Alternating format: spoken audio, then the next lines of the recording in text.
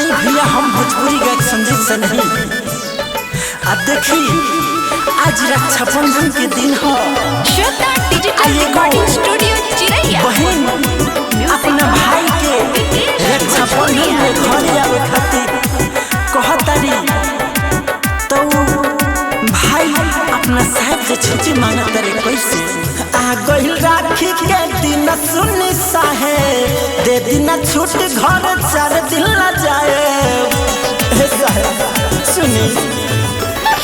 हिया गइल राखी के दिन सुनी साहे दे दिन छूट घर 4 दिन न जाए सुबह शाम औरी दिन दोपहरे बहिनी रोवत होई घरे राखी बांधला मन हरे बहिनी रोवत होई घरे सुबह शाम औरी दिन दोपहरे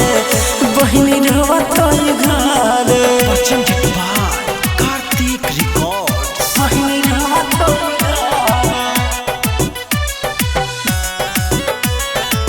रिकॉर्डिंग बाय कार्तिक रिकॉर्ड आरती के थाली अपना हाथ से सजाई के रहिया निहार हरदम दुआरा पर जाई के आरती के थाली अपना हाथ से सजाई के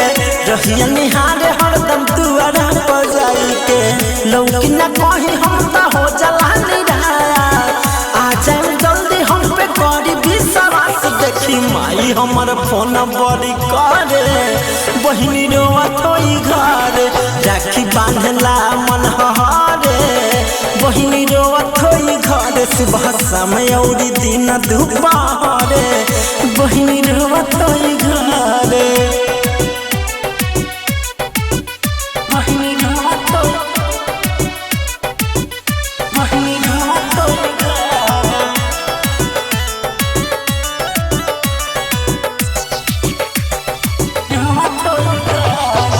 एक साला रहल पानी बिना बन्हैले जी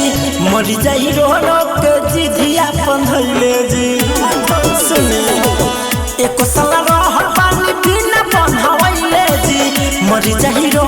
के जी धिया बन्हैले जी दोसर न बात कवनो करा भाई बनी जन साहेब तना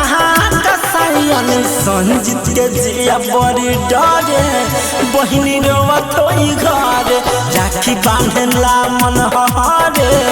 बहिनी रोवत होई घरे सुबह शाम औरी दिन दोपहरे